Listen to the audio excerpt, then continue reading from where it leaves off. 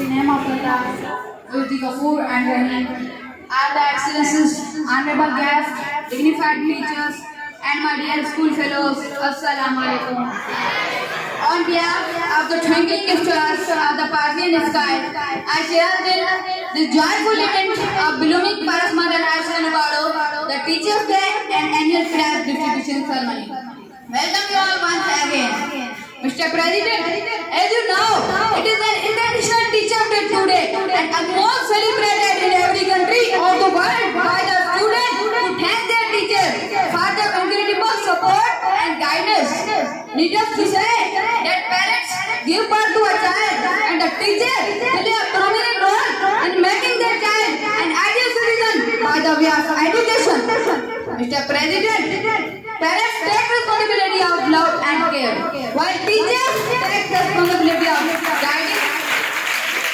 guiding and educating their child to make him successful in his life. It's true that parents are the source of knowledge and wisdom. They guide us to develop our skills. They help us to explore our potential. Mr. President, we can't ignore their efforts. So at the end of this speech, I would like to say, let's recognize their efforts, their dedication, and their hard work, and pay respect to them. Thank you so much.